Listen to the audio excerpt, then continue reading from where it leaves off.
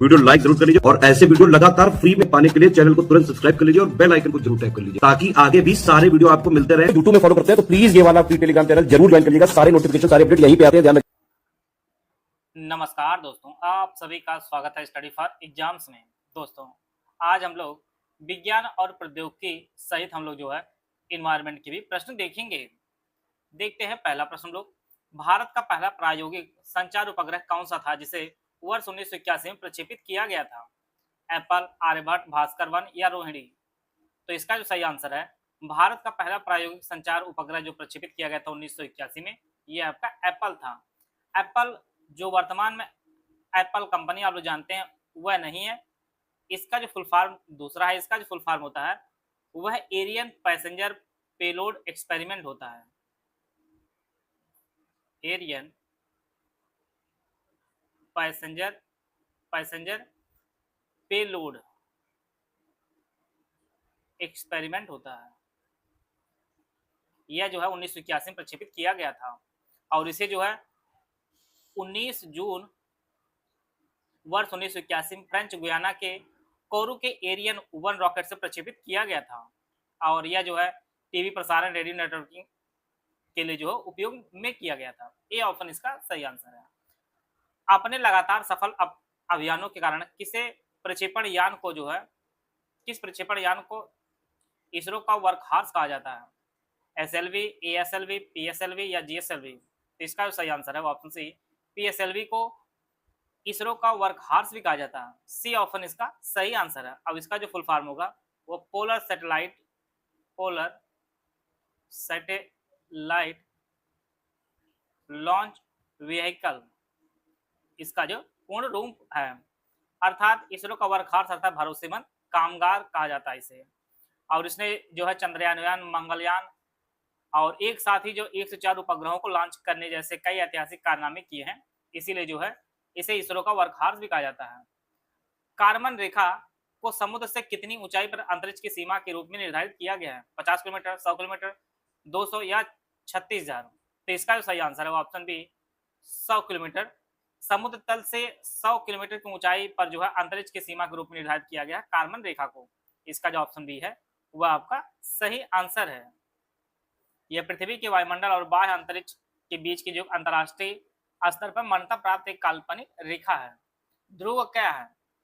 उन्नत बहुउद्देशीय हल्का हेलीकॉप्टर, लड़ाकू विमान, ड्रोन या मिसाइल प्रणाली? तो इसका जो सही आंसर है वो ऑप्शन ए, ध्रुव जो है एक उन्नत बहुउद्देशीय हल्का जो है हेलीकॉप्टर आपका है ध्रुव। ये ऑप्शन इसका सही आंसर है। और इसका उपयोग जो थल सेना, नौसेना, वायुसेना द्वारा जो है विभिन्न अभियानों में किया जाता है। National agri food biotechnology institute कहाँ स्थित है? मोहाली, कल्याणी, अहमदाबाद या बेंगलुरु?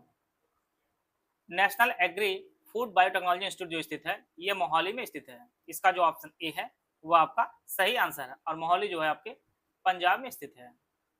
और भारत सरकार के विज्ञान एवं प्रौद्योगिकी विभाग डीएसटी के अंतर्गत यह जो है कार्य करता है।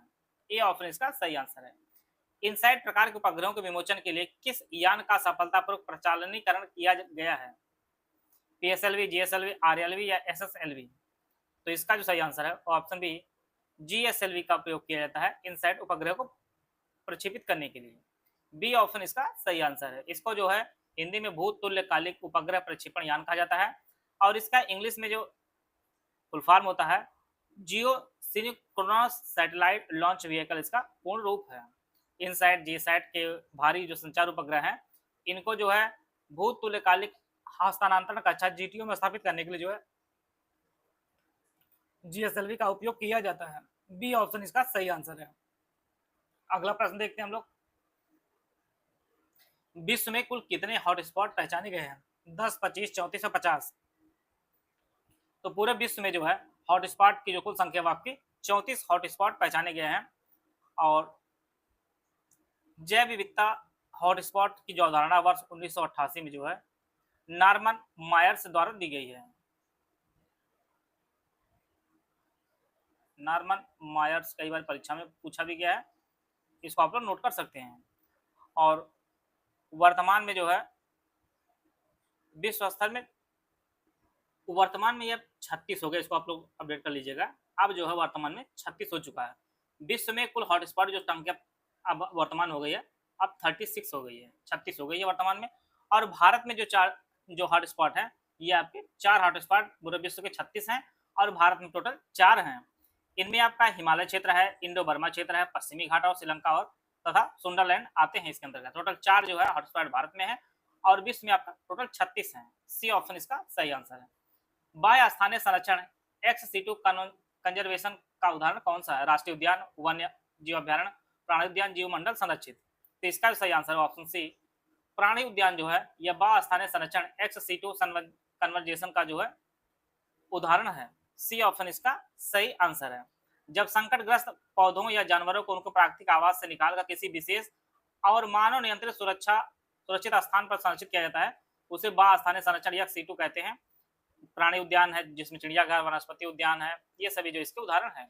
सी ऑप्शन इसका सही आंसर है। एक निम्न पोषण स्तर से उसके ऊपर के पोषण स्तर पर केवल कितने प्रतिशत ऊर्जा प्रभावित होती है? 10%, 1%, 50% या 90%? इसका जो सही आंसर है वो ऑप्शन बी 10% जो है यह निम्न पोषण स्तर से उच्च पोषण स्तर पर जो है केवल 10% ऊर्जा जो है प्रभावित होती है। इसका जो ऑप्शन बी है वह आपका सही आंसर है। इसके लिए जो है पारिस्थितिक तंत्र में ऊर्जा प्रवाह का 10% का नियम रेमंड लिंडेमन ने दिया है वर्ष 1942 में। वर्ष 1942 में लिंडेमन ने इसका जो है नियम दिया है। और 10% ऊर्जा आगे हस्तांतरित, 90% ऊर्जा श्वसन और अन्य जैविक क्रियाओं में जो है नष्ट होती रहती है। बी ऑप्शन इसका सही आंसर है। लेग्यूमिनस फलीदार पादपों की जड़ों की ग्रंथियों में नाइट्रोजन स्थिरीकरण करने वाला जीवाणु कौन सा है? एजोबैक्टर, राइजोबैक्टर, एजोस्पाइरिलम या सीडोमोनास?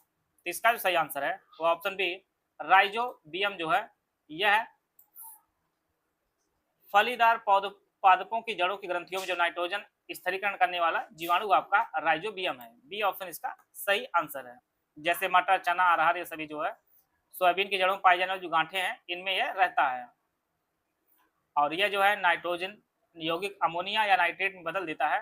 इससे जो है पौधे आसानी से ग्रहण कर लेते हैं। पारिस्थितिक तंत्र के शब्दावली में हरे पादपों को क्या कहा जाता है? उपभोक्ता, उत्पादक, अपघटक या मांसाहारी? तो इसका जो सही आंसर ऑप्शन बी उत्पादक कहा जाता है पारिस्थितिक तंत्र में हरे पौधों को। बी ऑप्शन इसका सही आंसर है। और यह जो है खाद्य श्रृंखला का आधार होते हैं और यह और जिन पर जो है सभी उपभोक्ता चाहे शाकाहारी हो चाहे मांसाहारी सभी निर्भर करते हैं। बी ऑप्शन इसका सही आंसर है। एक ही संसाधन के लिए स्पर्धा करने वाली दो निकटतम जातियां अनंत काल तक एक साथ साथ नहीं रह सकती। यह सिद्धांत किसका है? डार्विन का विकासवाद, गॉसे का स्पर्धी अपवर्जन नियम, मैक आर्थर का सिद्धांत या कॉर्नेल का नियम? यह जो नियम है यह गॉसे का स्पर्धी अपवर्जन नियम है, जिसके तहत एक ही संसाधन के लिए स्पर्धा करने वाली दो निकटतम जातियां अनंत काल तक साथ साथ नहीं रह सकती हैं। यह जो सिद्धांत है यह गॉसे का स्पर्धी अपवर्जन सिद्धांत है। एएससी आरओ यारो कंप्यूटर असिस्टेंट का हमारा बैच शुरू किया गया है। दोनों भाषाओं में आपको बैच उपलब्ध होगा। पहला जो ग्रुप है full paid group with doubt clearance की फीस 3500 रुपए। इसमें सब कुछ आपको नए सिलेबस के अनुसार दिया जाएगा। 22 टेस्ट सीरीज दिया है जिसमें 10 फुल लेंथ टेस्ट होगा, इसमें 200 प्रश्न होंगे। 12 सेक्शन वाइज टेस्ट होंगे जिसमें 50 प्रश्न होंगे। इस ग्रुप में जुड़ने के बाद आपको कहीं से कुछ भी लेने की जरूरत नहीं है। आपको कंप्लीट 200 की जो है 200 नंबर की तैयारी कराई जाएगी। सब्जेक्ट वाइज नोट्स वगैरह सब कुछ आपको दिया जाएगा। दूसरा जो ग्रुप है फुल पेड ग्रुप, इसमें डाउट क्लियर नहीं दिया जाएगा, इसकी फीस 2500 रुपए है। इसमें 35 वाला ग्रुप जो सुविधाएं मिलेंगे सब मिलेगा लेकिन डाउट क्लियर नहीं मिलेगा। तीसरा जो ग्रुप है ऑनलाइन स्टडी ग्रुप, इसमें इसकी फीस 1500 रुपए है। इस ग्रुप में स्टडी मटेरियल आपको दिया जाएगा, ना टेस्ट सीरीज मिलेगा, ना कुछ, ना ही आपको डाउट क्लियर मिलेगा। अगला जो ग्रुप ओनली टेस्ट सीरीज का ग्रुप, इसकी फीस 600 रुपए है। इसमें 22 टेस्ट होंगे, 10 फुल लेंथ टेस्ट होंगे जिसमें 200 प्रश्न होंगे और 12 सेक्शन वाइज टेस्ट होंगे जिसमें आपके 50 एमसीक्यू दिए जाएंगे। ओनली पेड क्विज का जो ग्रुप है 600 रुपए है। इसमें मोस्ट एक्सपेक्टेड प्रश्नों की प्रैक्टिस कराई जाएगी। अगर आपने 3500 2500 का ग्रुप लिया है तो इसको आपको लेने की जरूरत नहीं है। ये हमारे 3 दिए गए नंबर 8564880530, 7523864455, 9696066089, ये 3 दिए गए नंबर। इस पे कॉल या व्हाट्सएप करके जानकारी प्राप्त कर सकते हैं और हमारे इस बैच से जुड़कर जो अपनी तैयारी को बेहतर कर सकते हैं। शाकाहारियों से बचने के लिए एकेसिया, बबूल और कैक्टस ने कौन सा आकार के साधन जो है विकसित किया है? विषैले पत्ते, कांटे, मोटी छाल या गहरे रंग? तो इसका जो सही आंसर है वो ऑप्शन बी कांटे उत्पन्न हो जाते हैं ऊपर में। आप लोगों ने देखा भी होगा, जो नागफनी होता है, बबूल होता है, इनमें जो है ऊपर की तरफ कांटे आ जाते हैं, जिससे वाष्पोत्सर्जन काफी स्लो हो जाता है, जिससे पौधे जो है जीवित रहते हैं। बी ऑप्शन इसका सही आंसर है।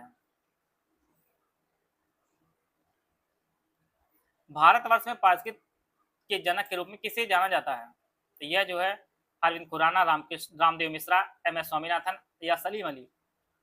तो इसका जो सही आंसर है ऑप्शन बी, रामदेव मिश्रा जी को जो है भारत में पारिस्थितिकी का जो है जनक कहा जाता है। इसका जो ऑप्शन बी है वो आपका सही आंसर है। पीसीआर तकनीक का उपयोग किस लिए किया जाता है? प्रोटीन के प्रवर्धन के लिए, लिपिड के प्रवर्धन के लिए, डीएनए की बहुत कम मात्रा के प्रवर्धन व पहचान के लिए, या आरएनए को तोड़ने के लिए। तो इसका जो सही आंसर है वो ऑप्शन सी, डीएनए की बहुत कम मात्रा के प्रवर्धन व पहचान के लिए जो है पीसीआर तकनीक का उपयोग किया जाता है। सी ऑप्शन इसका सही आंसर है। पीसीआर तकनीक का आविष्कार जो 1983 में कैरू मुलिस ने किया था, और इसका उपयोग डीएनए के एक छोटे के हिस्से की जो है लाखों करोड़ कॉपियों को बहुत कम समय तैयार करने के लिए किया जाता है। यह अपराध विज्ञान, आनुवांशिक रोगों की पहचान, वायरस के परीक्षण में अति महत्वपूर्ण होता है आपका पीसीआर। गोल्डन राइस में कौन सा पोषक तत्व पाया जाता है? कई बार परीक्षा में पूछा भी गया है। तो आप जानते हैं गोल्डन राइस में जो है विटामिन ए पाया जाता है। ए ऑप्शन इसका सही आंसर है। भारत रामसर समझौते में किस वर्ष शामिल हुआ था? 1971, 75, 82 या 90? तो इसका जो सही आंसर है वो ऑप्शन सी, वर्ष 1982 में भारत जो है रामसर समझौते में जो है शामिल हुआ था। 2 फरवरी 1971 के ईरान के रामसर शहर में पहली बार जो है सम्मेलन हुआ था, और भारत इसमें जो 1 फरवरी 1982 को जो है हस्ताक्षर किया था। और चिल्का झील जो उड़ीसा में है, और केवलादेव राष्ट्रीय उद्यान जो राजस्थान में है, भारत के पहले रामसर स्थल भी बनाए गए थे। पारिस्थितिक कर्मता इकोलॉजिकल नीति की संकल्पना 1917 में किसने प्रतिपादित किया था? जोसेफ ग्रेनेल, एजी टांसले, अर्नेस्ट हैक्ल या लिंडेमैन? तो इसका जो सही answer option A, Joseph Grinnell ने जो है पारिस्थितिक कर्मता की संकल्पना वर्ष 1917 में दिए थे। ए ऑप्शन इसका सही आंसर है। किसी जीव का उसके पर्यावरण में विशिष्ट स्थान और उसकी भूमिका जो इसका अर्थ रखता है, वह क्या खाता है, कहाँ रहता है, और अन्य जीवों और पर्यावरण के साथ कैसा प्रतिक्रिया करता है, यह सभी चीजें जो है पारिस्थितिक कर्मता के तहत देखी जाती हैं।